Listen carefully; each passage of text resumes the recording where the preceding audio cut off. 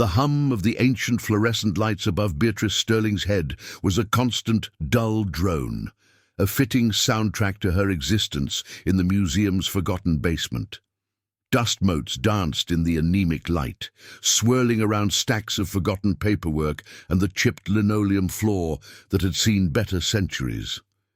At 25, Beatrice felt like she belonged perfectly in this dreary space, hidden away from the world. Her clothes, deliberately chosen for their shapelessness, hung on her slender frame like forgotten sacks. Her thick, crooked glasses, perched precariously on her nose, were less about vision correction and more about obscuring her eyes, her face, her very presence. She wanted to be invisible, and in this quiet, forgotten corner of a world-famous institution, she usually succeeded. Years of quiet torment had carved deep grooves into Beatrice's spirit. The childhood taunts of "ugly duckling" still echoed in her ears, amplified by the casual cruelty of an ex-boyfriend who'd mocked her appearance even as he used her for her quiet reliability.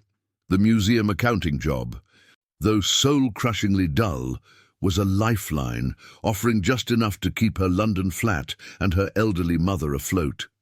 Sometimes, late at night, when the office was empty, she'd pull out a worn sketchbook from her desk drawer, its pages filled with charcoal lines and faded watercolors. It was a secret world, a vibrant escape, but one she rarely allowed herself to indulge in during the harsh light of day. Today, however, the familiar rhythm of numbers and ledgers felt different. Beatrice's brow furrowed as she meticulously cross-referenced a series of invoices against the museum's incoming donations. Her fingers, usually nimble and precise, paused. A sum, substantial and glaring, seemed to vanish into thin air between two accounts. She checked again, her heart beginning a slow, uneasy thrum against her ribs. Then a third time. The discrepancy was undeniable, a black hole in the meticulous order she strived to maintain. A chill, cold and sharp, crept up her spine, even colder than the perpetually damp air of the basement. This wasn't a simple error. It felt deliberate, ominous. A knot of fear began to tighten in her stomach. What did this mean? Who was involved? She felt a tremor of alarm, realizing she had stumbled onto something far bigger, far more dangerous than a misplaced decimal. Suddenly, a different kind of disturbance rippled through the usually placid halls above. Whispers, hushed and reverent, drifted down the stairs and through the thin walls. "Volkov," one voice murmured, barely audible. "He's here, in the main gallery." Another, laced with a hint of awe and fear, added, "Never seen him in person before. They say he practically owns half the city, and the other half is terrified of him." Beatrice had heard the name before, Roman Volkov, the reclusive billionaire art collector, rumored to have ties to shadows darker than the London fog. His presence, even unseen, carried a weight, an icy, formidable aura that seemed to press down on the entire building. She felt a shiver, a strange mix of dread and an almost involuntary awareness of immense, unyielding power, long before she would ever meet the man himself. The chill that had seeped into Beatrice's bones in the basement office refused to leave. The numbers, stark and damning, pulsed behind her eyes. A smuggling ring. The thought was outlandish, terrifying, yet the evidence in the ledgers was undeniable. Her gaze kept drifting to Mr. Thorne, the museum's curator. He was usually all polite smiles and flattering words, always praising her quirky style. But now a nervous energy seemed to hum beneath his polished surface. He was too often in hushed conversations, his eyes darting, his charming facade cracking just enough to show something colder underneath. Beatrice felt a dangerous curiosity tugging at her, overriding her usual instinct to disappear. She waited until the end of the day, when the museum was emptying, and followed a hunch that led her away from the main galleries, past staff-only doors, and down a rarely used corridor towards the older storage annexes. The air grew heavy with the scent of dust and aged paper, the silence broken only by her own cautious footsteps. Her heart hammered a frantic rhythm against her ribs, a drumbeat of escalating fear. Then she saw it. Tucked away behind a stack of forgotten crates, dimly lit by a single bare bulb, was a painting. It wasn't just any painting, it was a forgery, clever enough to fool most, but her artist's eye, honed by years of quiet observation and secret sketching, immediately caught a unique brushstroke, a particular way the light was captured on the canvas. It was a technique she recognized with a sickening lurch of her stomach, a signature style from one of the museum's priceless legitimate collection pieces. Her breath hitched. This wasn't just a discrepancy in the ledgers. This was concrete, undeniable proof. She had stumbled directly into the heart of their operation. A sudden shadow fell over her, not from the dim bulb, but from behind. A figure, tall and indistinct, was moving towards her from the corridor entrance. Panic seized her, freezing her in place. She couldn't scream, couldn't move, her mind racing with the terrifying realization that she had been discovered. She was trapped. Then, a presence. It wasn't a shadow, it was a force. Roman Volkov materialized, seemingly out of the very air, filling the narrow space with an abrupt, undeniable power that made the air crackle. He was taller than she could have imagined, broader, an intimidating silhouette against the dim light, his expensive suit doing little to soften the ruthlessness that emanated from him. His gaze, sharp and icy, swept over the shadowed figure by the door, and the man instantly recoiled, melting back into the darkness without a word. Roman didn't even spare him a second glance, his attention already fixed, like a predator's, on Beatrice. He didn't ask if she was all right. He didn't inquire what she was doing there.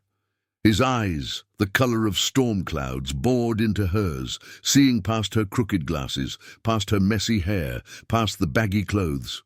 He saw her. Beatrice felt a tremor run through her, a strange mix of profound fear and an unfamiliar, dizzying sense of being utterly seen, utterly held. His hand reached out, not to touch her, but to her trembling fingers, where she unconsciously clutched her worn sketchbook. His thumb brushed the cover, a possessive, almost unnerving gesture, before he gently yet firmly extracted it from her grasp. He held it, not opening it, but weighing it as if assessing its worth, her worth. "You are leaving with me," he stated, his voice a low rumble, dangerous and absolute, brooking no argument. It was a command, not an invitation. Beatrice felt a jolt of terror, a primal urge to flee, yet paradoxically, a strange, powerful wave of relief washed over her. In his unyielding presence, amidst the overwhelming power he exuded, she felt an impenetrable shield descend around her. She didn't understand it, but she knew, with an instinct deeper than thought, that he would protect her. Terrified and compliant, she simply nodded, her legs feeling like jelly, as he turned and, without another word, began to lead her away from the mundane, perilous existence she had known, pulling her irrevocably into his formidable world. The journey from the museum was a blur, a whirlwind of motion that left Beatrice feeling disconnected from reality. Roman had simply taken her arm, his grip firm and unyielding, guiding her through the bustling London streets as if she were a feather in his grasp. A sleek, dark car had appeared as if from nowhere, its doors opening silently. Inside, the quiet luxury was a stark contrast to the rattling buses she usually took. She sat stiffly, pressed against the plush leather seat, acutely aware of Roman's formidable presence beside her. He said nothing, his gaze fixed straight ahead, but the air around him thrummed with an unspoken command, a silent current of power that pulled her along in its wake. She felt like a doll, placed and moved without effort, her own will fading into hazy compliance. Then they were there. Not an apartment, not a flat, but a towering glass edifice that seemed to pierce the misty London sky. The penthouse, when they finally ascended to it, was a breathtaking expanse of light and glass, a world away from the dusty basement that had been her sanctuary. The Thames snaked below, a glittering ribbon against the city lights, visible through walls of glass that offered no privacy, only boundless, overwhelming views. Priceless art adorned the minimalist walls, gleaming surfaces reflected the city outside, and the air itself felt rich, expensive, and impossibly clean.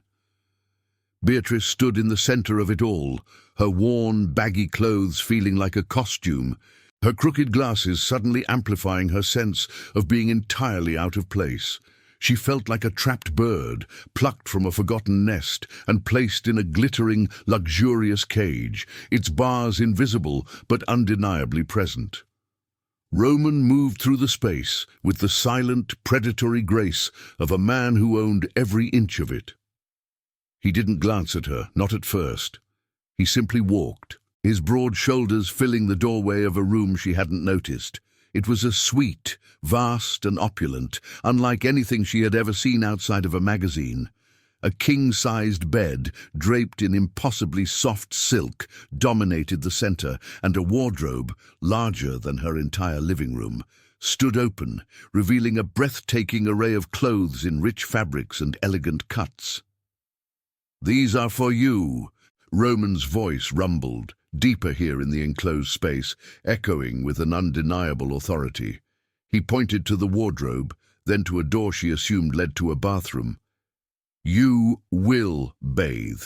You will wear these, and you will not question my decisions." Beatrice's mouth felt dry. Her bewildered protests, forming silently on her tongue, died before they could be voiced. The idea of wearing such clothes, of being so exposed, was terrifying. But the sheer force of his presence, the unwavering steel in his gaze, rendered her speechless. She found herself nodding, an automatic, instinctual submission to his absolute will. He wasn't asking, he was telling, and in that moment she understood that her life, her choices had been entirely subsumed into his. He then led her to another room, a vast, sun-drenched space that overlooked the city. In its center, bathed in a single intense spotlight, stood an empty canvas on an easel, stark and expectant. It was a dedicated studio, filled with every imaginable art supply. "This will be your focus," Roman stated, his voice softening imperceptibly, yet losing none of its command. He gestured to the canvas. "You are under my protection. You will not leave this penthouse without my express permission, and you will create. You are my muse, Beatrice, and you will flourish." Beatrice stared at the empty canvas, then back at him. Fear, cold and sharp, twisted in her gut. She was captive, undeniably so, locked away from the dangers of the world, but also from her own life. Yet as she looked at Roman, at the immense, unyielding power that radiated from him, a strange, paradoxical comfort began to bloom within her. The danger from the museum, the shadowy figure, the terrifying realization of the smuggling ring, it all seemed impossibly distant now. He had taken control, taken her, and in doing so, he had drawn an impenetrable shield around her. She was terrified by his demanding control, by the reality of her new, luxurious prison, but she also sensed an absolute, profound safety in his presence, protected from everything he had rescued her from. Her submission, though born of fear, now held a surprising, powerful promise of peace. The opulent penthouse, for all its breathtaking beauty, felt less like a haven and more like an exquisitely furnished prison. Beatrice, despite the luxurious clothes Roman had provided, still moved through the gleaming rooms with a hesitant, almost apologetic air. Her mind, however, was restless. She knew she had to alert someone, anyone, about the smuggling ring and Mr. Thorne. She tried her phone first. It looked normal, charged, but when she attempted to dial her friend, the line was dead. No dial tone, no error message, just an unnerving silence. She tried again and again, but the result was always the same. Next, she moved to the sleek tablet Roman had placed in her suite. The internet worked, she could browse news, but any attempt to compose an email, to send a message to a known authority, simply failed to transmit. The messages vanished, swallowed by an unseen force. When she ventured to the main entrance, a silent, imposing man in a dark suit stood by the elevator doors, his presence a polite but unyielding barrier. He didn't speak, didn't threaten, but his steady gaze conveyed an absolute understanding. She was not to leave. Beatrice felt a cold dread settle over her. Roman hadn't just taken her from danger, he had completely isolated her, severing every connection to her old life. She was utterly, irrevocably under his control. The studio, with its empty canvas waiting under the spotlight, became both a refuge and a new form of captivity. Roman was often there, a silent, formidable presence in a leather armchair, watching her. His gaze was a tangible weight, observing her every hesitant stroke, every uncertain line. Beatrice found it almost impossible to draw. Her hand trembled, her usual flow stifled by his intense scrutiny. She started and restarted countless sketches, crumpling paper in frustration. "Too soft," Roman's voice cut through the silence one afternoon, startling her. He rose, moving with a panther-like grace that seemed to shrink the vast room. He stood behind her, his immense height dwarfing her. The scent of his expensive cologne and something uniquely his own, sharp and clean, filling her senses. His shadow fell over her, encompassing her. "You hide the strength of the lines." He didn't touch her, but his finger pointed, precise and unwavering, at a section of her charcoal drawing. "The structure is there, but you soften the edges." "Why?" His critiques were blunt, often stinging, exposing her weaknesses with an almost surgical precision. Beatrice initially bristled, feeling the familiar sting of inadequacy. But then she would look at her work through his eyes, seeing the truth in his words. He wasn't cruel, just exacting. He pushed her, not allowing her to retreat into her usual self-effacing style. "Show it," he commanded one day, his voice a low rumble. "Show what you see. Don't dilute it." He refused to let her hide her talent. One evening, exhausted and frustrated, Beatrice slumped onto a stool, staring at a half-finished portrait of a woman, her features blurred, indistinct. Tears pricked at her eyes, a familiar wave of self-doubt washing over her. It's never good enough," she whispered, her voice raw. "Everyone always said it was ugly. My art, I'm not beautiful. My art isn't either." The words tumbled out, a lifetime of insecurity compressed into a choked confession. She braced herself for a dismissive glance, a sigh of exasperation. Instead, Roman moved. He stopped before her, his imposing figure a wall of dark power. He reached out, his large hand, gently yet firmly, taking the sketchbook from her lap. He flipped through the pages, his expression unreadable. "Your art is valuable," he declared, his voice low and utterly decisive. It wasn't a question, nor a comfort, but an absolute statement of fact. His thumb, warm and calloused, brushed over a charcoal drawing of a twisted tree, a piece she had always considered flawed. "And your beauty is undeniable. It is simply that others were blind, or perhaps simply not worthy of seeing it." He looked up then, his storm-cloud eyes locking onto hers, and in their depths Beatrice saw not judgment, but a fierce, unwavering certainty. "Your talent is mine to cultivate, Beatrice, and you will flourish. I expect it." His words, delivered with such absolute authority, should have terrified her further. She was his, her art was his, her very being was commanded. Yet in that moment, as his gaze held her, declaring her worth where no one else ever had, a strange, profound sense of peace settled over her. The deep-seated insecurities didn't vanish, but they quieted, soothed by the sheer, unyielding force of his conviction. She had never known such unwavering authority. and in it she found a strange, undeniable comfort. He had decreed her beautiful, and for the first time she began to believe it might be true.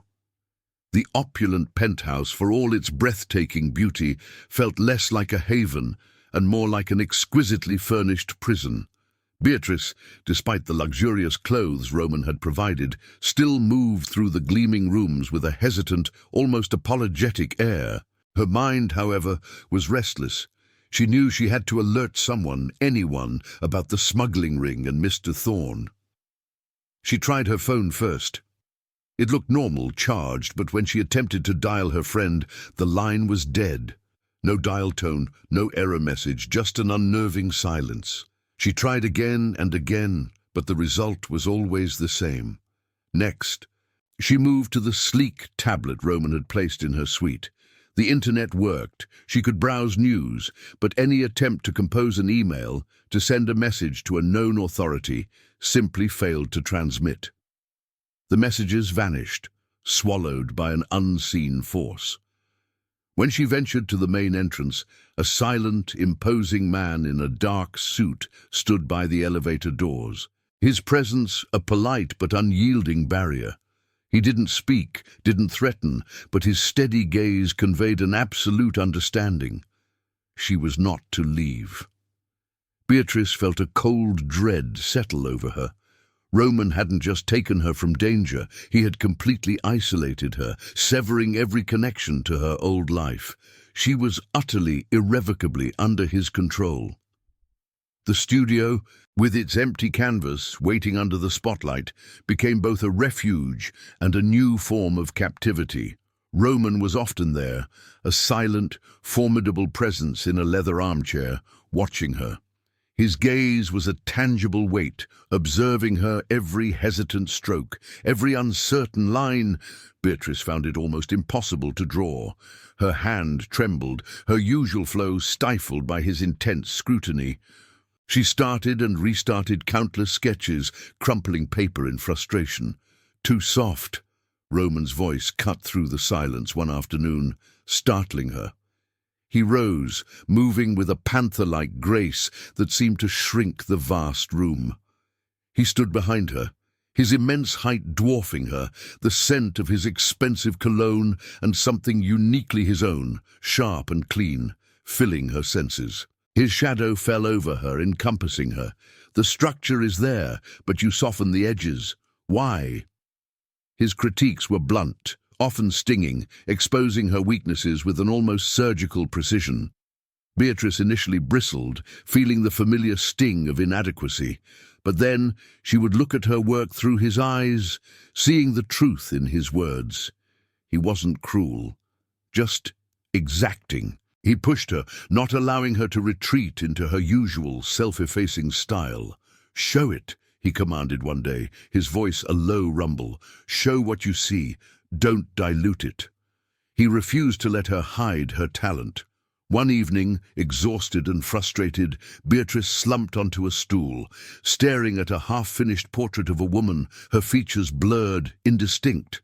Tears pricked at her eyes, a familiar wave of self-doubt washing over her. It's never good enough," she whispered, her voice raw. "Everyone always said it was ugly. My art, I'm not beautiful. My art isn't either." The words tumbled out, a lifetime of insecurity compressed into a choked confession. She braced herself for a dismissive glance, a sigh of exasperation. Instead, Roman moved. He stopped before her, his imposing figure a wall of dark power. He reached out, his large hand gently yet firmly, taking the sketchbook from her lap. He flipped through the pages, his expression unreadable. "Your art is valuable," he declared, his voice low and utterly decisive. It wasn't a question, nor a comfort, but an absolute statement of fact. His thumb, warm and calloused, brushed over a charcoal drawing of a twisted tree, a piece she had always considered flawed. "And your beauty is undeniable. It is simply that others were blind, or perhaps simply not worthy of seeing it." He looked up then, his storm-cloud eyes locking onto hers, and in their depths Beatrice saw not judgment, but a fierce, unwavering certainty. "Your talent is mine to cultivate, Beatrice, and you will flourish, I expect it." His words, delivered with such absolute authority, should have terrified her further. She was his, her art was his, her very being was commanded. Yet in that moment, as his gaze held her, declaring her worth where no one else ever had, a strange, profound sense of peace settled over her. The deep-seated insecurities didn't vanish, but they quieted, soothed by the sheer, unyielding force of his conviction. She had never known such unwavering authority, and in it she found a strange, undeniable comfort. He had decreed her beautiful, and for the first time she began to believe it might be true. The outside world, once a distant echo, began to press in again, even within the insulated luxury of Roman's penthouse. Beatrice saw it first, on the sleek wall-mounted screen in the living area, news channels flashing headlines about the museum. "Increased scrutiny on sterling accounts," one read, too close to her own name for comfort. Another spoke of irregularities and potential scandal within the institution's finances. Her stomach twisted, a cold knot forming in the pit of it. Her fears, once a whispered secret, were now public, broadcast across the city, confirming the danger she had escaped was not only real, but actively searching. The walls of her golden cage, for a terrifying moment, felt paper-thin. Roman, ever observant, noticed the direction of her gaze. He approached the screen, his imposing figure blocking out the light, then dismissed the images with a flick of his wrist. The news vanished, replaced by a serene, abstract painting, but the underlying message remained. His presence, usually a source of immense security, now thrummed with a heightened vigilance that was palpable. He moved with a quiet intensity, his voice, when he spoke, a low, dangerous rumble that cut through the silence like ice. "They are desperate," he stated, his eyes dark as a storm fixed on hers. "They know you are the key, Beatrice. They will stop at nothing to silence you." He didn't soften the words, didn't try to sugarcoat the stark reality. He laid it bare, his honesty chilling. She felt a shiver run through her, a primal terror that made her want to curl into herself and disappear. He then strode to the vast glass walls overlooking the Thames, his hand resting on the cool surface. "You will not approach these windows. You will not step outside. This penthouse is your fortress, and you are its most precious, vulnerable possession." His words were absolute, a command that brooked no argument. He spoke of her as his, a declaration of ownership that would normally ignite a spark of defiance within her. But the fear was too deep, too immediate. She understood now, with chilling clarity, the grave danger he spoke of. The museum, her old life, was a battlefield, and she was the prize they sought to eliminate. Roman, in his utter ruthlessness, was her only shield. She watched him for the next few days, a silent, unwavering force. Security personnel, even more numerous and discreet than before, moved through the penthouse, checking every camera, every lock, every potential vulnerability. He spoke in terse, coded sentences into a secure phone, his expression grim and utterly determined. He was a general marshalling his forces, preparing for an unseen war, and Beatrice was the invaluable cargo he was sworn to protect. Terror was a constant companion, a cold grip around her heart. Yet paradoxically, in the very intensity of his control, in his absolute refusal to allow any threat near her, Beatrice found a deep, unwavering comfort. His vigilance was a concrete, undeniable manifestation of his protectiveness. When he forbade her from standing near the glass, she felt not resentment, but a profound sense of relief that he was taking that burden of risk from her. When he spoke of her as his possession, she heard not captivity, but the ironclad promise of safety. One afternoon, as Roman reviewed schematics on a large screen, his back to her, Beatrice found herself tracing the delicate, paint-splattered silk scarf he had given her. It lay on the polished surface of her dressing table, a vibrant splash of color in the otherwise pristine room. She picked it up, running her fingers over the smooth fabric. It wasn't just a beautiful gift. It was a tangible talisman of his protection. He had given it to her, just as he had given her this sanctuary, this absolute, formidable safety. Her fear was still there, a dull ache in her chest, but it was now cradled, contained by the immense, unyielding strength of Roman Volkov. She was his, undeniably, and in his powerful hands she knew she would be safe. The sleek screens of Roman's penthouse, usually a canvas for breathtaking art or market reports, now often displayed news feeds and social media. Beatrice saw Mr. Thorne there. His face projected large and authoritative, speaking with grave concern about the museum's current investigations, lamenting the unsubstantiated rumors and defending the institution's integrity. He looked exactly as he always had, charming, urbane, effortlessly respectable. A wave of nausea rolled through Beatrice. She remembered his past words, his easy smiles, the way he would pat her shoulder and praise her quirky style, her unique artistic vision. Back then, she'd felt a flicker of warmth, believing he saw something in her others missed. Now, the memory was a bitter taste in her mouth.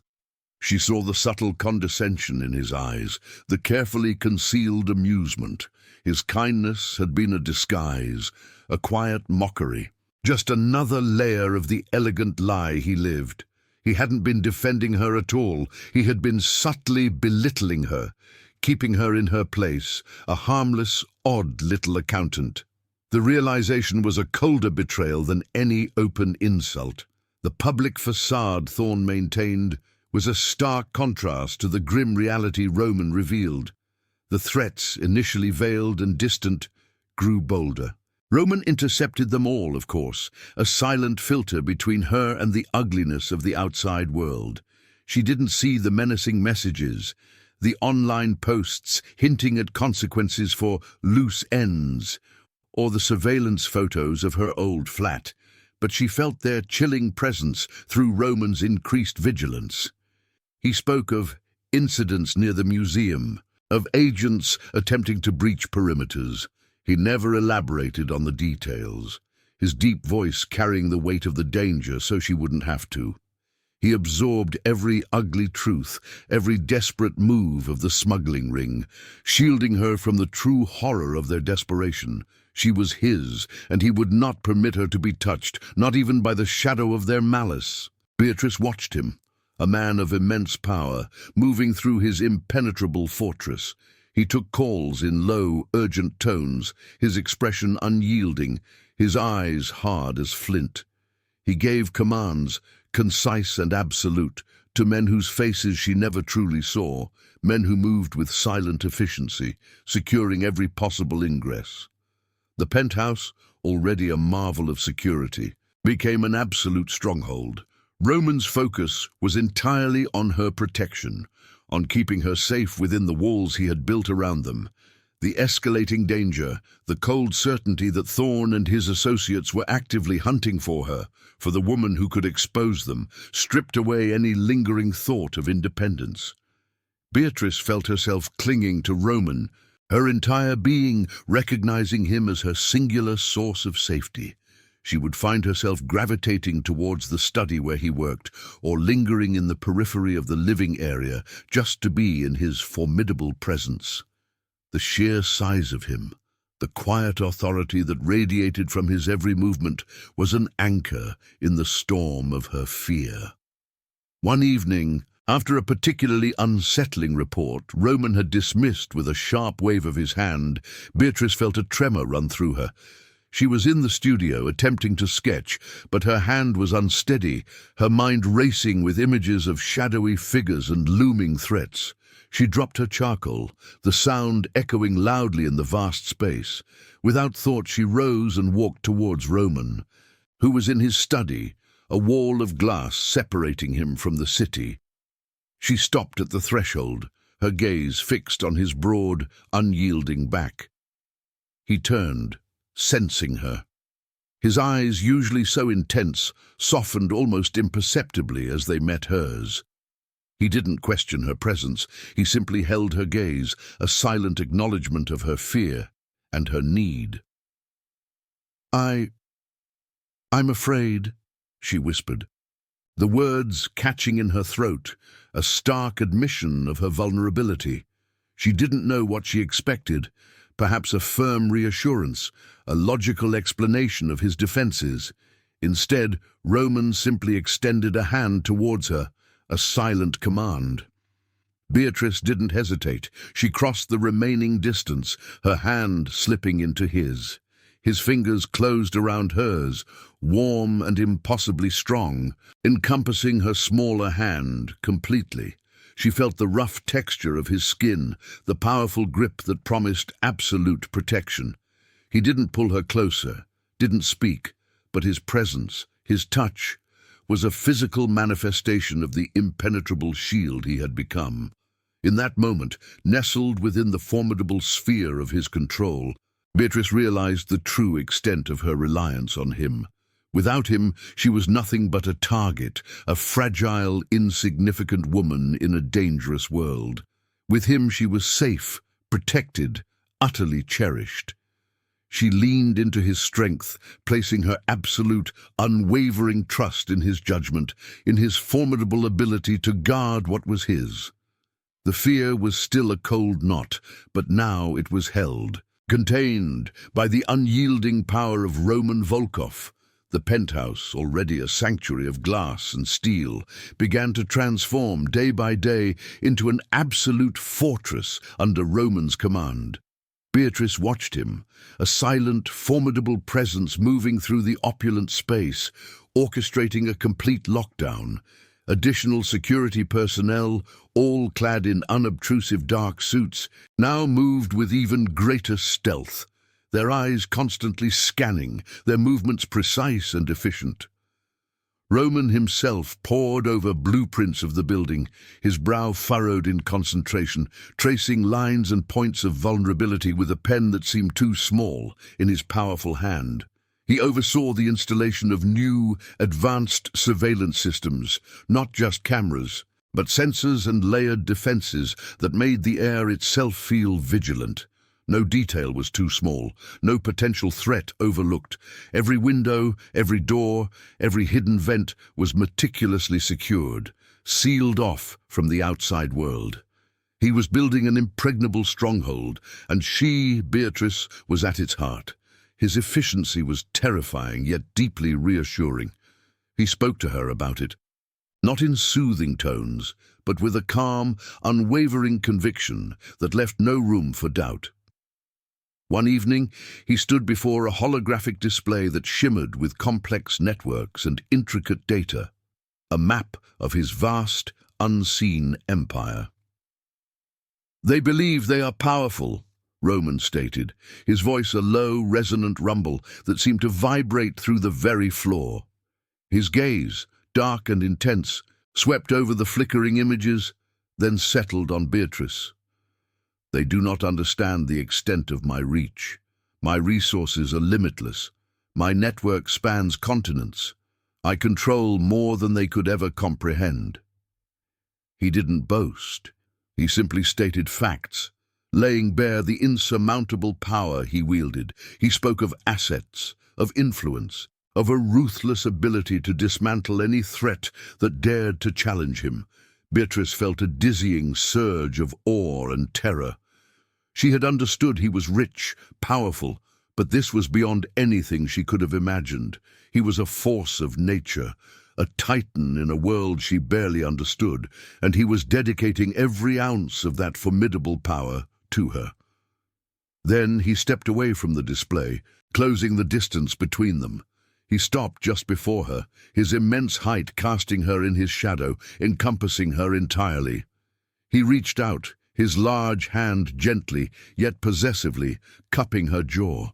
His thumb brushed softly over her skin, a feather-light touch that nonetheless held the weight of his absolute command. "You are mine, Beatrice," he reiterated, his voice dropping to a near whisper, yet vibrating with an intensity that made her breath catch. His eyes, the color of a stormy sky, bored into hers, asserting his claim with a fierceness that left no doubt. "And no one, absolutely no one, will touch what belongs to me." His words, his touch, were an absolute declaration of ownership. She felt the possessive heat of his hand, the undeniable force of his will. The fear that had been a constant companion in her chest was still there, a cold, small knot, but now it was utterly enveloped, crushed into submission by the sheer, unyielding power of his dominance. She was his, and in that undeniable truth she found a profound, almost dizzying sense of belonging. Overwhelmed by the raw display of his power, by the absolute certainty that he would face any threat, break any opposition for her, Beatrice felt an instinctive need to draw closer, to seek the profound comfort that only his strength could offer. She didn't resist his touch, she leaned into it, her own hand reaching up timidly at first, then with a surge of desperate trust to place it flat against his chest. She could feel the steady, powerful thrum of his heart beneath the expensive fabric of his shirt, a reassuring rhythm that anchored her in a world gone mad. She rested her head against his chest, inhaling the scent of him. Expensive, clean, uniquely Roman. His arm came around her, pulling her close, securing her against his solid, unyielding frame. His hand settled on the back of her head, his fingers tangling gently in her hair, holding her against him. In that moment, nestled tightly against his immense strength, Beatrice felt not just safe, but utterly cherished, irrevocably protected. The world outside, with its threats and its dangers, ceased to exist. There was only Roman, his power, and the profound, unshakable solace of his absolute dominance. She trusted him implicitly, knew with every fiber of her being that he would face any threat, conquer any enemy to keep her safe within the impenetrable fortress of his protection. The formidable silence of the penthouse had become a constant companion, a heavy blanket of security that muffled the chaotic world outside. Beatrice still moved through the opulent rooms, a quiet presence amidst the gleaming surfaces. But the undercurrent of danger, the knowledge of Thorne's desperate search, hummed beneath her skin. Roman's unyielding vigilance was a constant, a shield of steel around her, but the emotional toll was immense. She felt the weight of his absolute protection, a burden and a comfort intertwined. One afternoon, Roman called her into his study, a cavernous space of dark wood and leather, dominated by a vast, curved screen that shimmered with complex data. He stood before it, his back to her, an imposing figure that commanded the air around him. When he turned, his storm-cloud eyes held an intensity that made her instinctively still. He didn't speak immediately, simply gestured to a plush armchair, indicating she should sit. Beatrice obeyed, her heart beginning a slow, heavy thrum. He pressed a button, and the screen shifted, not to news or market reports, but to a grainy, black-and-white image. It was the museum, a familiar hallway, but from an unfamiliar angle, a security camera's detached view. Beatrice squinted, trying to make sense of the scene. Then she saw herself. It was late, the hallway empty. She was younger, perhaps 22, still dressed in the same baggy clothes, her crooked glasses askew.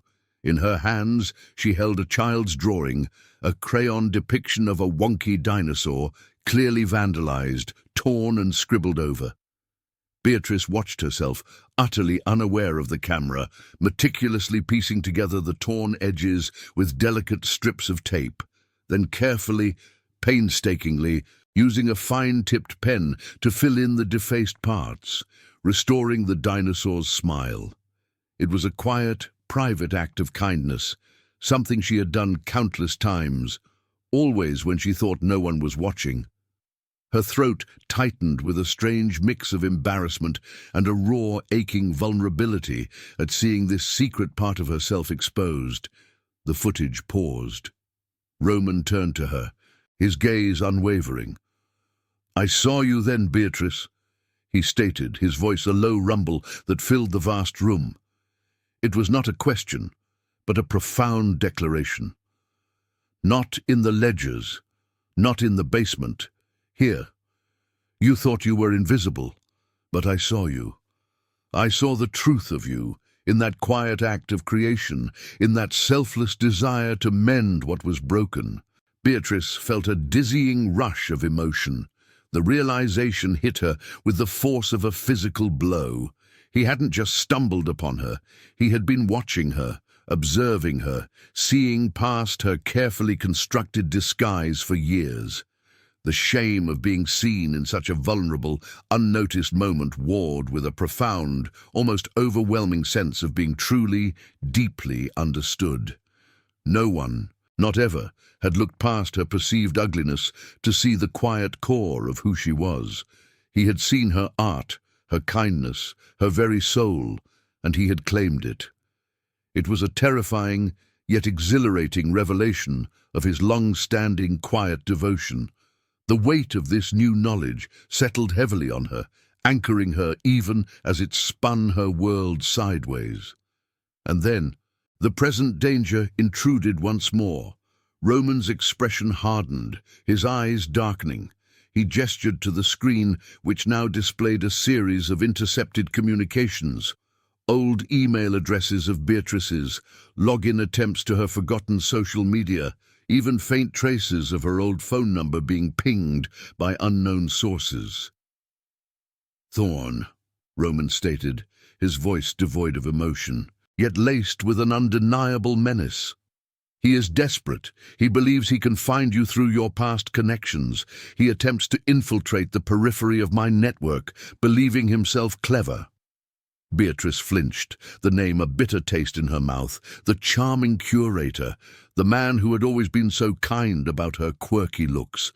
The memory now twisted into a fresh wound of betrayal, a cold mockery disguised as warmth.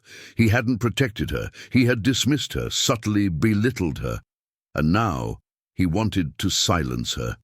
"He will not succeed," Roman continued, his voice absolute. He pressed another button, and the screen flashed with lines of code, firewalls and security protocols, all glowing with an impenetrable certainty. "Every attempt is tracked. Every avenue is cut off. He will find nothing but dead ends." Beatrice watched the display, her mind reeling from the dual impact of Roman's long-held secret and Thorn's treacherous pursuit. She was shaken, reeling from the profound emotional impact of both revelations. But as she looked at Roman, at his unyielding profile, at the sheer, overwhelming power he wielded to protect her, a strange calm settled over her. The betrayal of Thorn, the gnawing fear of the outside world, all of it faded into insignificance compared to the towering strength of the man before her. He had seen her, truly seen her, years ago, and he had chosen her.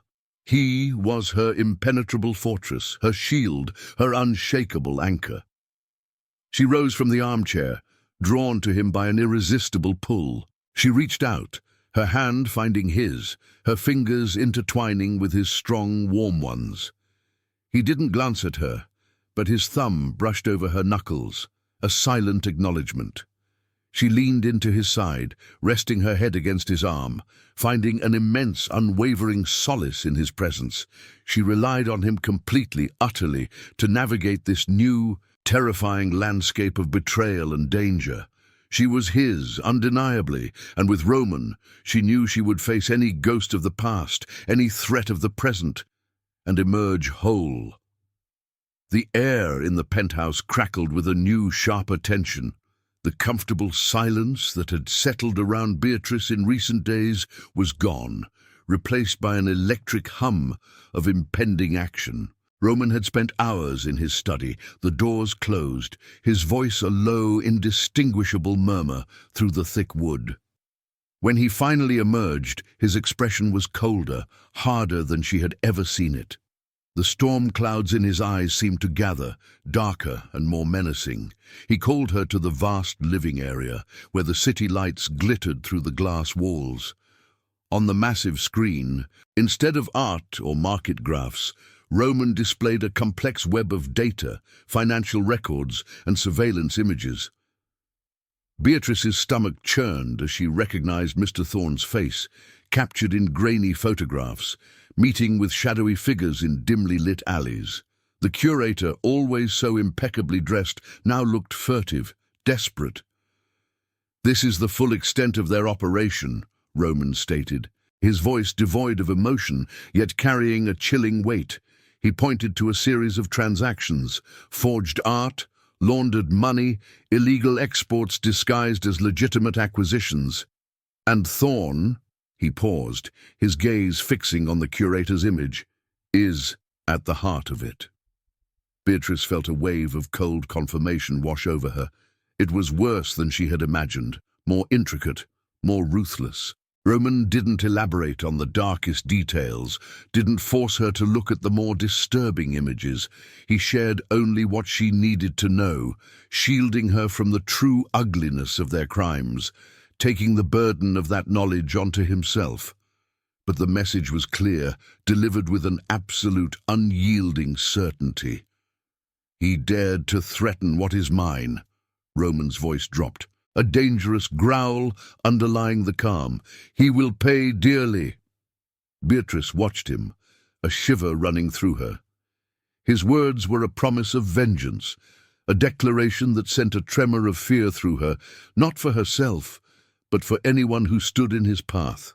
She understood, with a profound, almost dizzying clarity, that Roman Volkov's ruthlessness was an impenetrable shield, always, irrevocably, directed outward in her unwavering defense. Over the next few days, the penthouse became a command center. Roman was a man transformed, his usual imposing presence now infused with a raw, predatory intensity. He moved with a focused precision, his calls terse, his commands sharp and absolute. Beatrice would hear snippets of his conversations. "Secure the perimeter. Escalate surveillance. Prepare for extraction." His voice was like a honed blade, cutting through any ambiguity, his decisions swift and final. She observed him from a distance, usually from the studio, pretending to sketch, but her eyes were drawn to him, mesmerized by his power. He would stand by the glass, his broad back to her, a formidable silhouette against the vast London sky, his jaw tight, his expression grim. She saw the cold, calculating mind at work, the ruthless efficiency of a man who would stop at nothing to protect what he claimed. It was Roman's darker side, unveiled in the face of a direct threat, and instead of terrifying her, it filled her with a profound, almost suffocating sense of safety. He was a force of nature, and that force was entirely, absolutely on her side. One evening, as he concluded a particularly intense call, his voice low and guttural, Beatrice felt an inexplicable pull towards him. She was frightened, yes, but not of him. She was frightened for him, for the burden he carried, the dangers he faced for her. She found herself reaching for her charcoal, her eyes fixed on his powerful profile. She began to sketch, not a delicate line, but bold, strong strokes, capturing the formidable set of his jaw, the unwavering intensity in his gaze, the sheer, unyielding strength of his shoulders. She drew him as a protector, a sentinel, a man whose every fiber was dedicated to her defense. She didn't know if she was a comfort to him, if her quiet presence, her unspoken support, meant anything in his world of ruthless power. But she needed to be near him, to anchor herself in his strength. As he finally turned from the window, his gaze sweeping the room, it landed on her, poised over her sketchbook. He didn't question her or demand to see her work. Instead, his eyes softened just a fraction, a fleeting flicker of something akin to recognition, or perhaps a deep, silent appreciation. He simply held her gaze, and in that moment Beatrice felt a profound, unspoken connection.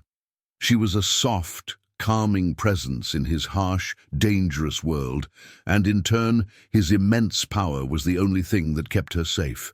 She trusted his ruthlessness, his vengeance, because it was all for her, a violent, beautiful testament to his absolute protection. The air in the penthouse, usually so charged with Roman's formidable presence, carried a new, almost hushed energy. Beatrice had followed him from the study, her heart a cautious flutter against her ribs.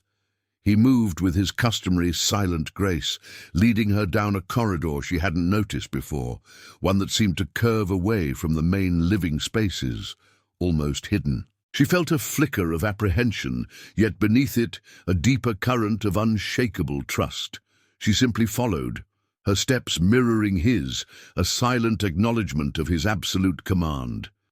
He stopped before a section of wall that appeared to be seamless, adorned with a large, abstract painting. With a movement so slight it was barely perceptible, he pressed a hidden panel. A faint, almost imperceptible whirring sound filled the air, and then a section of the wall slid silently inward, revealing a dimly lit opening.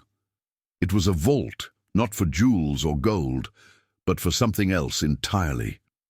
Roman gestured for her to enter. Beatrice stepped inside, her breath catching in her throat. The vault was vast, temperature-controlled, and utterly silent. But it wasn't the space itself that stole her words. It was what filled it. Floor to ceiling, on meticulously organized shelves, were stacks upon stacks of sketchbooks, loose sheets of paper, canvases of all sizes. Her art, her discarded art. The crooked, thick-framed glasses, the clumsy charcoal studies, the unfinished watercolors she'd crumpled and tossed into the museum's basement bins. Convinced they were worthless, every forgotten piece, every abandoned attempt, every fragile dream she had ever poured onto paper was here. She reached out a trembling hand, her fingers brushing against the cover of a familiar sketchbook, its edges worn. Just as she remembered, it was a portrait she had deemed a failure, her own face rendered with too much vulnerability, too much raw emotion. She remembered the shame, the swiftness with which she had thrown it away. Now it rested on a pristine shelf, preserved, cherished. Roman stepped in behind her, his immense presence filling the small space, overwhelming her senses. He didn't touch her, but his voice, a low, resonant rumble, wrapped around her, binding her in its power. "You believed it was ugly," he stated, his gaze sweeping over the shelves, then settling on her. "You believed it was worthless, but I saw it, Beatrice. I saw the truth of your talent, the beauty in your vision, even when you could not." He paused, then continued, his voice dropping to a near whisper, yet vibrating with an intensity that made her entire body tremble. "I have been collecting your art for years. From the trash, from the forgotten corners. I knew then, as I know now, that you were meant for something more. I was simply waiting for the right moment to claim you, to claim your art, and to claim you as my muse." The revelation hit Beatrice with the force of a physical blow. The shame of her ugly art, the raw, aching vulnerability of having her deepest secrets, her most private failures, laid bare before him, clashed violently with the profound, dizzying realization of his unwavering appreciation, his long-held, secret devotion. He had seen her, truly seen her for years, silently collecting the fragments of her soul. Tears, hot and stinging, streamed down her face, a torrent of past pain, of deep-seated insecurity, mixing with an unexpected, overwhelming surge of joy. It was too much, too beautiful, too terrifying to comprehend. Roman moved then, his large hands reaching out, not to grasp, but to gently cup her face. His thumbs brushed away her tears, firm yet laced with an undeniable tenderness that stole her breath. His eyes, dark as a storm, held hers, unwavering, commanding. "Your art is beautiful, Beatrice," he declared, his voice absolute, brooking no argument. And you are beautiful. I told you others were simply not worthy of seeing it, but I see it, and I claim it all." He pulled her closer, his arms wrapping around her, drawing her against his solid, unyielding chest. She felt the powerful thrum of his heart, the immense strength of his body, surrounding her, protecting her, absorbing all her overwhelming emotion. She buried her face in his shoulder, sobbing, a lifetime of hurt and a sudden, boundless hope pouring out of her. She was utterly, completely his, and in his fierce embrace she felt not captivity, but liberation. He held her for a long time, until her tears subsided, until only the quiet certainty of his presence remained. Then he gently pulled back, still holding her gaze. "Now," Roman stated, his voice firm, his eyes alight with a new command, a new purpose. "We will return to the studio. You will take the empty canvas, and you will paint me, Beatrice. You will paint our story. You will paint your future." It was not a request. It was an absolute directive, a powerful call to a future he had already mapped out. And Beatrice, looking into his unwavering, possessive eyes, felt no fear, no resistance, only a profound, dizzying sense of absolute surrender, an eager willingness to embrace the destiny he had so meticulously, so powerfully claimed for them both. The empty canvas in the studio was no longer a symbol of her captivity, but a promise, a vibrant, terrifying, beautiful promise of all that she would become under his absolute protective command. The empty canvas, once a symbol of her forced captivity, now shimmered under the studio spotlight, a vast expanse of pure potential. After Roman's revelation in the vault, after the overwhelming torrent of tears and the fierce, tender comfort of his embrace, Beatrice felt a profound shift within her. The shame that had kept her small, that had blurred her lines and softened her colors, had been burned away by the intensity of his belief, by the unwavering certainty in his eyes. He had seen her, truly seen her, and claimed her art, her very soul, as his own.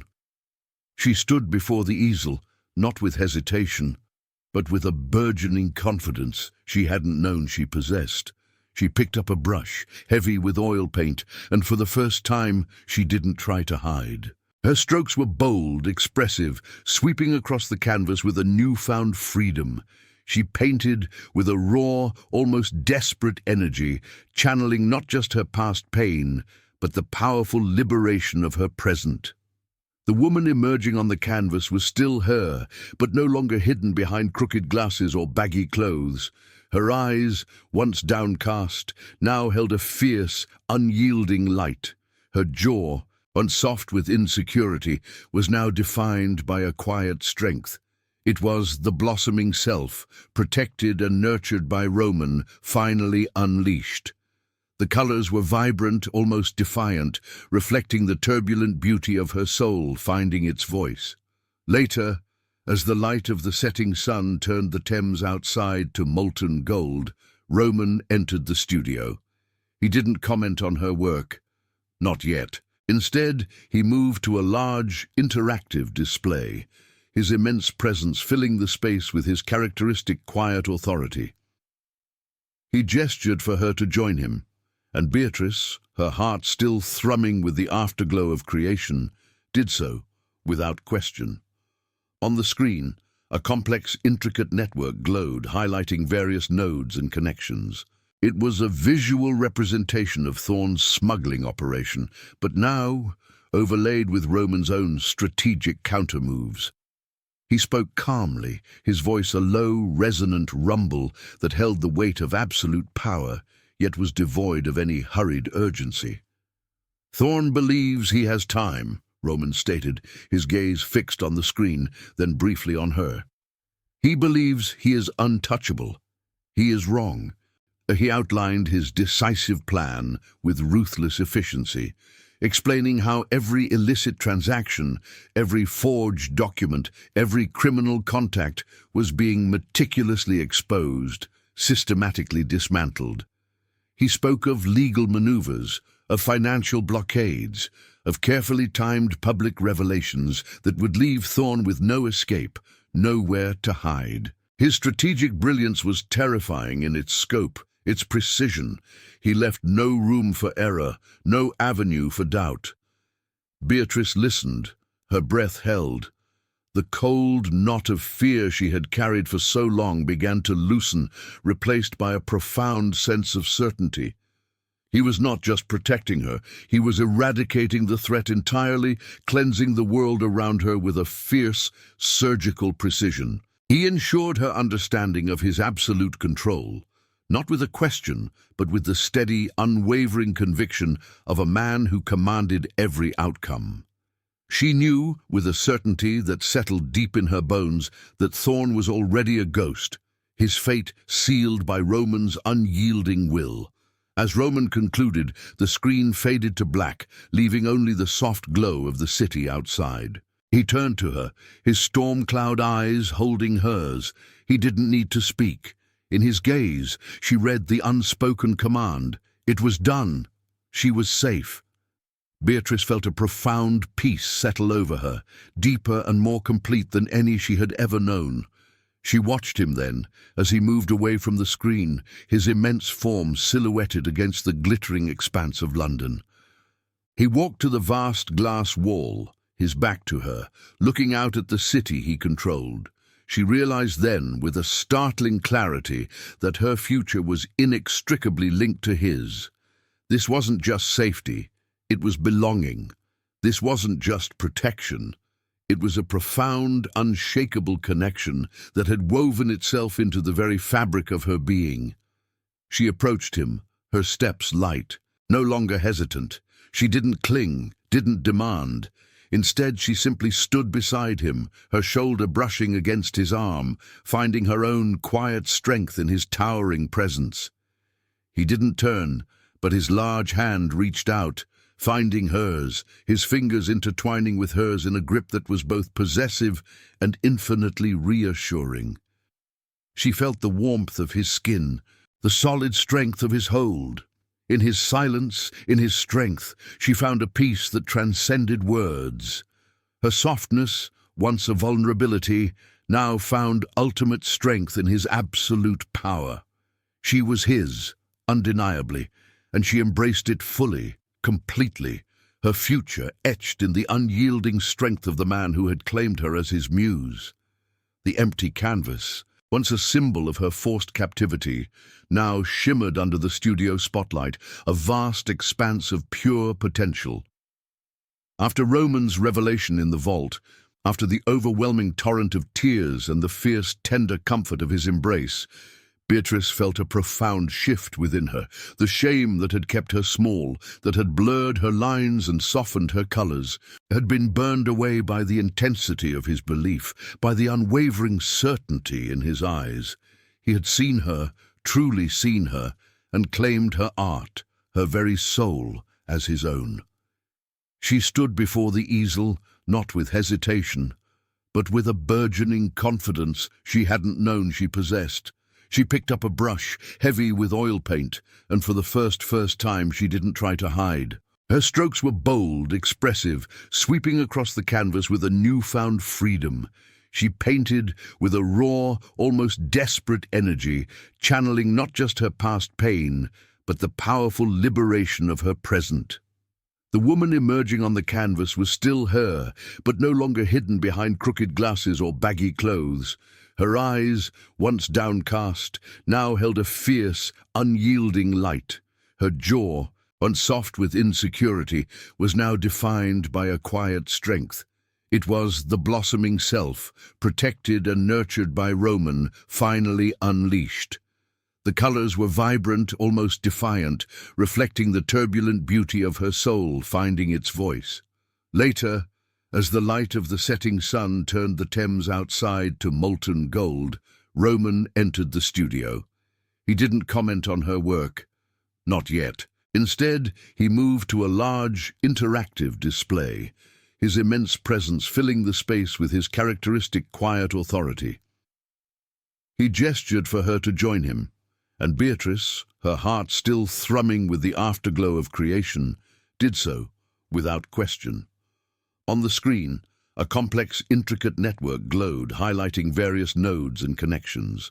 It was a visual representation of Thorn's smuggling operation, but now overlaid with Roman's own strategic countermoves.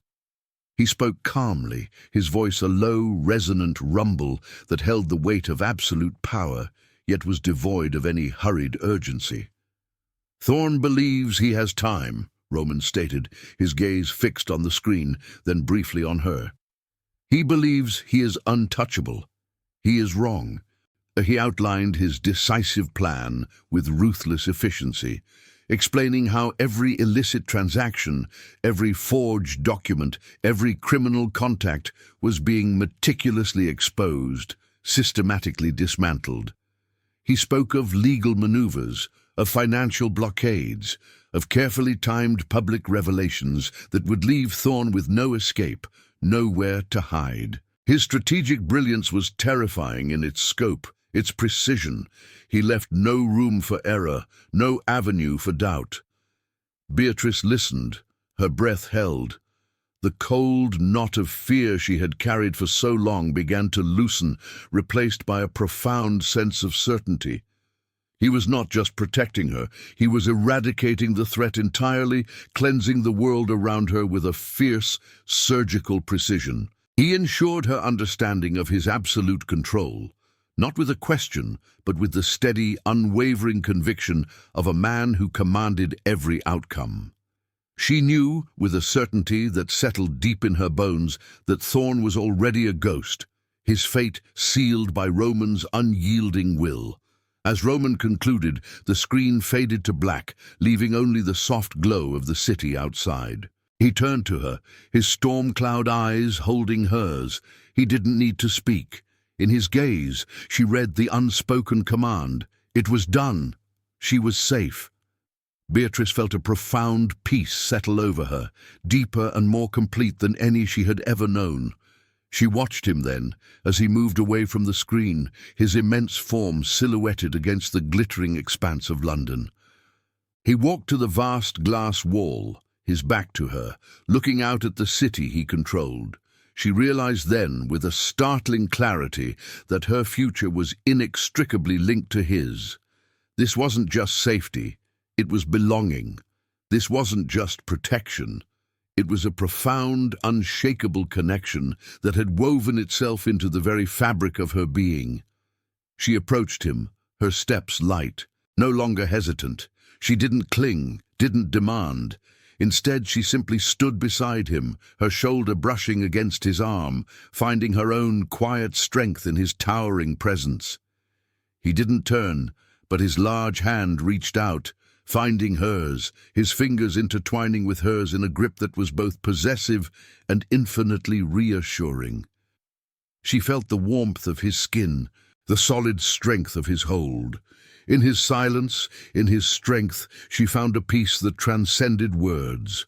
Her softness, once a vulnerability, now found ultimate strength in his absolute power.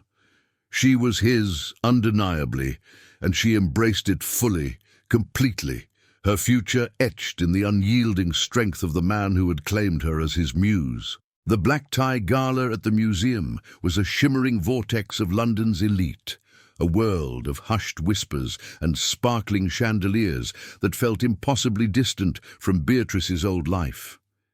Yet she stood at its very heart, Roman's plan, a dangerous, thrilling current beneath the polished veneer of elegance. He had revealed it to her with his usual calm authority. Thorn would be exposed tonight, his criminal enterprise brought crashing down in the glare of public scrutiny. The preparations had been meticulous. Roman had dismissed her bewildered protests about attending such an event, his gaze firm, his command absolute. He had chosen the gown himself, a vision in deep emerald silk that clung to her curves, a color that made her usually pale skin glow. The fabric was exquisitely soft against her skin, the cut daringly elegant. Her crooked glasses were gone, replaced by perfectly fitted contact lenses that sharpened her vision, sharpening her own perception of herself. Her hair, usually an unruly mass, had been swept up, revealing the delicate line of her neck.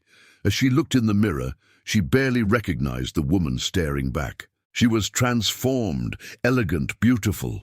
She felt her nerves thrumming beneath her skin, a terrifying excitement, yet Roman's unwavering gaze, his quiet nod of approval, had instilled in her a strange, blossoming confidence.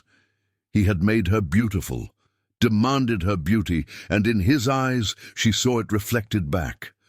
As they entered the main gallery, a hush fell over the crowd. Roman Volkov, a formidable figure in a perfectly tailored black suit, commanded instant respect and fear. At his side, Beatrice felt herself a vision of quiet grace, his silent, undisputed possession. His hand, warm and strong, rested on the small of her back, a constant, reassuring weight that anchored her amidst the swirling faces. She saw Thorne across the room, charming and self-assured, oblivious for now to the trap Roman was carefully setting. Roman moved through the crowd with purpose, a silent predator. He didn't raise his voice, didn't make a scene. He simply steered Beatrice, his silent muse, towards Thorne, his immense frame subtly maneuvering the curator into a corner, cutting off his escape routes with practiced ease. Beatrice felt the tension radiating from Roman, a cold, focused energy that promised swift and absolute reckoning. She watched Thorne's smile falter, his eyes darting, a flicker of agitation crossing his face as he realized he was being isolated. Suddenly, without warning, the world plunged into darkness. The grand chandeliers flickered once, then died, plunging the vast gallery into an inky blackness. A collective gasp rippled through the crowd, followed by screams and shouts. Chaos erupted, a wave of primal fear washing over the glittering throng. Beatrice's heart leaped into her throat, a cold, sharp terror seizing her. She felt herself instantly disoriented, helpless in the sudden, suffocating dark. "There!" a guttural voice barked nearby, too close. Heavy footsteps thudded towards her. A rough hand grabbed her arm, its grip brutal, pulling hard. She cried out, a raw, terrified sound. The smugglers, sensing their moment, were moving to grab her, to silence her forever. She was utterly vulnerable, utterly exposed. In the terrifying pandemonium, she heard a sickening crack nearby, followed by the crash of something heavy, fragile, hitting the marble floor. It sounded like a shattered, gilded frame, echoing the sudden, violent breakdown of order, of her fragile safety. She screamed again, her voice lost in the growing chaos, her mind seizing on one thought: Roman. She was utterly, completely reliant on him. The rough hand clamped onto Beatrice's arm, its grip brutally strong, yanking her forward into the suffocating darkness. She cried out, a raw, terrified sound ripped from her throat, her mind flashing with images of the shadowy figures. The danger she'd believed Roman had banished. Her feet stumbled, scraping against the marble floor, and the chaos around her intensified, a cacophony of screams and panicked shouts.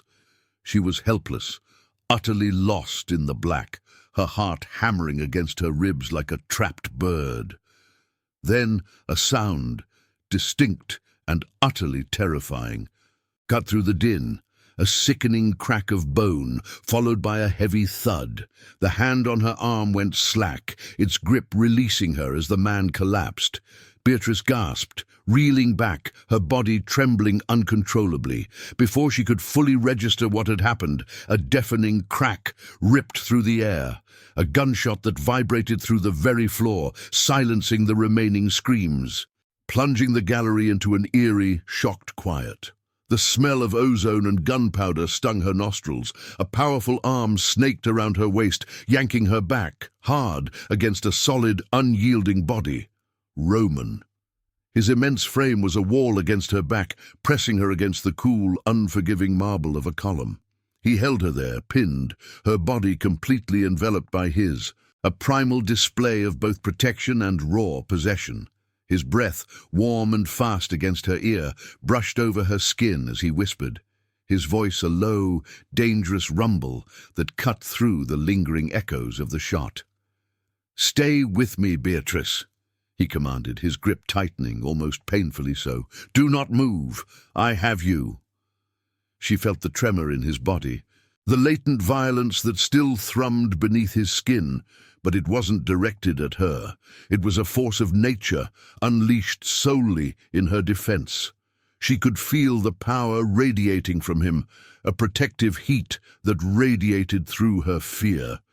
He was a shield, a living, breathing fortress, and in his absolute control, pressed against the unyielding column, she felt an undeniable, dizzying safety. The terror still clawed at her, but it was held, contained, by his immense strength, by the absolute certainty that he would allow no harm to come to her. Suddenly, the museum lights flickered back on, blindingly bright, momentarily disorienting. The main gallery was a scene of chaos. Panicked guests huddled together, security guards rushing forward, and two figures crumpled on the floor near a shattered bronze sculpture. Roman hadn't moved, still holding her tight against him, his body a formidable barrier between her and the unfolding scene. Amidst the confusion, uniformed police officers poured into the gallery, their voices calm but authoritative. Beatrice saw Mr. Thorne, pale and dishevelled, being led away in handcuffs, his charming facade utterly shattered. Roman finally loosened his grip, allowing her to turn, but his arm remained around her, a constant, possessive presence. An officer, a woman with a kind but firm expression, approached them cautiously. Her gaze swept over the scene, then settled on Beatrice. "Miss Sterling, are you all right? We understand you are a key witness. We can offer you protection, anonymity, a fresh start away from all of this." She gestured vaguely towards Roman, her tone implying he was part of the all of this Beatrice should be free from. Beatrice looked at the officer, then back at Roman. His eyes, dark as a storm-laden sky, were fixed on hers, unwavering, possessive, challenging. There was no question in them, no plea, only a silent, absolute expectation. He had saved her, protected her, claimed her. He had shown her a world where her art was cherished, where her beauty was undeniable, where her very existence was guarded by insurmountable power. The thought of anonymity, of a life away from him, felt hollow, empty. It was a life without the fierce, protective certainty he offered, a life where she would once again be invisible, vulnerable. She took a deep breath, the decision settling in her heart with the force of absolute truth. She reached out, not for the officer, but for Roman's large, strong hand, her fingers intertwining with his, holding on with a strength she hadn't known she possessed. She met his gaze, and in his eyes she saw her own unwavering reflection. Then she stepped forward, deliberately, purposefully, drawing him with her, out of the shadows and into the stark, brilliant light of the gallery. She looked at the officer, at the hushed crowd, at the flashing cameras. "I am not leaving," Beatrice stated, her voice clear and steady, filled with a conviction that surprised even herself. She squeezed Roman's hand, her gaze lifting to meet his, a silent promise passing between them. "He is the man I love." The days following the gala were a blur of hushed police interviews and media frenzy. Beatrice, shielded by Roman's formidable presence, heard only snippets of the chaos from the penthouse. The smuggling ring was dismantled, Mr. Thorne arrested, his charming facade replaced by a grim, defeated expression in the newspaper photographs. The museum's integrity was restored, but not before the entire art world buzzed with the scandal and the even greater mystery of Roman Volkov's enigmatic muse, the quiet, ordinary woman who had stood by his side, publicly claiming him. Beatrice felt a strange sense of detachment from it all, as if the events belonged to a different person, a different lifetime. The woman who had cowered in the basement, who had been mocked and dismissed, was gone. In her place was someone new, someone forged in the fire of fear and the unyielding strength of Roman's protection. She was safe, utterly, irrevocably safe, and the profound certainty of that safety radiated from Roman, encompassing her completely. He took complete charge of her future, not with questions or suggestions, but with the same absolute authority he commanded everything else. One morning he simply stated, "Your exhibition will be in 6 months. I have acquired the gallery space. My team is handling all arrangements." It wasn't a discussion, it was a declaration. Beatrice felt a dizzying mix of awe and terror. Her art, her secret passion, would be exposed to the world. But Roman's conviction was absolute, and in his certainty she found her own. He provided her with a sleek, black credit card, a simple piece of plastic that held immense power.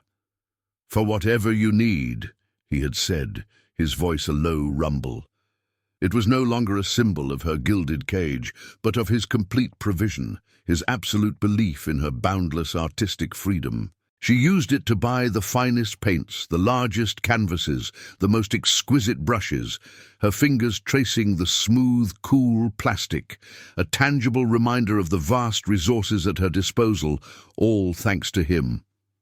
Roman moved with a quiet, ruthless efficiency, subtly ensuring that every person who had ever made Beatrice feel small, every past tormentor, would witness her triumphant rise. Her ex-boyfriend, who had once sneered at her ugly sketches, now found his own struggling design business mysteriously losing contracts to Roman's vast network. Childhood bullies, now grown, suddenly found their social media feeds, carefully curated to showcase their perfect lives, inundated with articles and images of Beatrice Sterling, the acclaimed new artist, Roman Volkov's Muse. They wouldn't dare approach her, not with Roman's shadow looming, but they would see, they would know. Beatrice felt a cold, satisfying sense of vindication, a quiet acknowledgement that Roman's protection extended not just to her physical safety, but to the very restoration of her self-worth. The penthouse studio became her sanctuary, a space where she could finally breathe, truly create. She painted with a new confidence, a passion that burned brighter than ever before. Her pieces were vibrant, bold, no longer hesitant or blurred. She painted abstracts that pulsed with raw emotion, landscapes that captured the fierce beauty of the London skyline, and portraits that dared to expose the truth beneath the surface. And again, Roman appeared in her art. Not always explicitly, but in the powerful lines of a commanding figure, in the stormy intensity of a gaze, in the protective curve of an arm, in the very essence of the strength and dominance that inspired her. Beatrice, finally free from the crushing weight of fear and self-doubt, fully embraced her identity as an artist and as Roman's muse.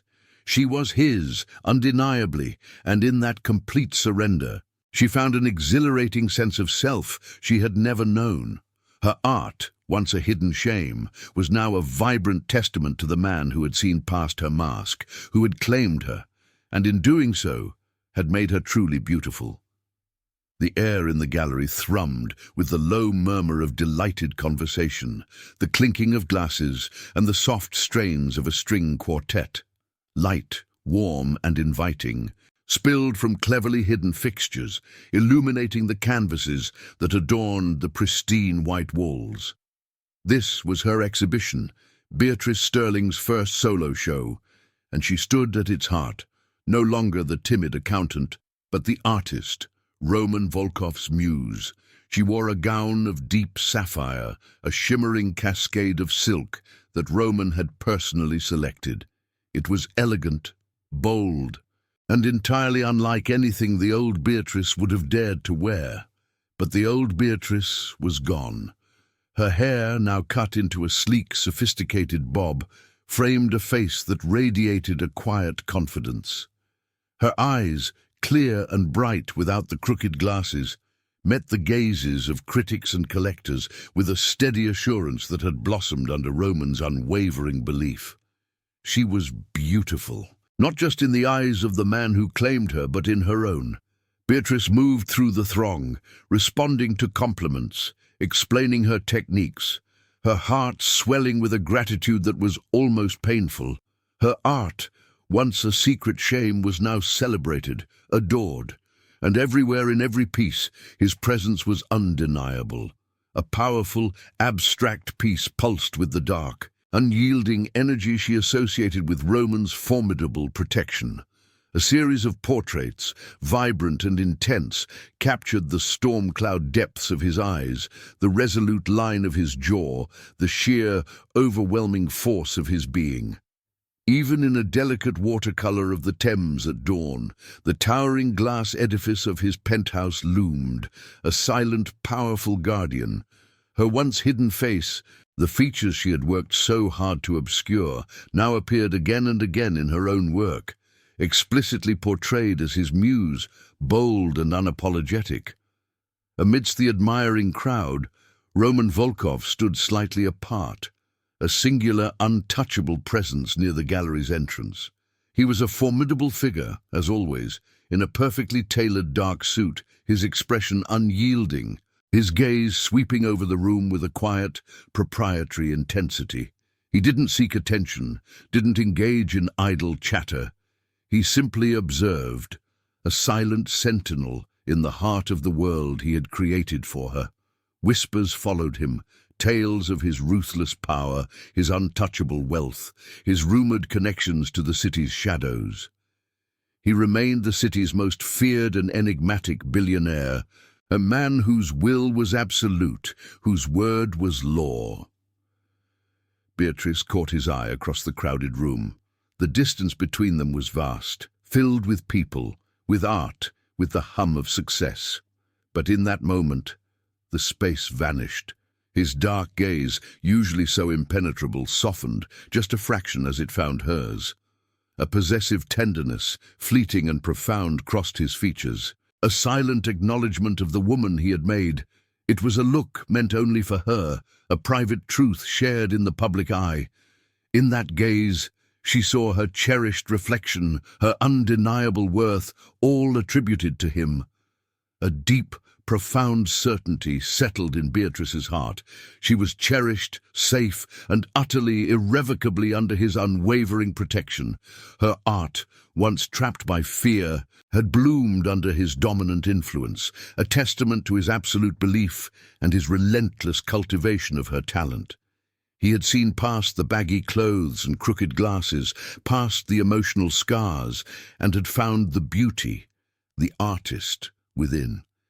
He had made her beautiful, inside and out, and she was entirely, gloriously his. She didn't need to speak, didn't need to move. Their connection was a silent, powerful affirmation, an eternal bond, forged in danger and sealed by devotion. She understood, with every fiber of her being, that her softness, her vulnerability, her very essence, found ultimate strength in his absolute power. Her place was by his side, where his unyielding presence was her fortress, his command her peace and his love. The masterpiece of their life together. If you enjoyed this story, tell us where you're watching from and subscribe to Tales of Power and Desire to keep up with our intense romances.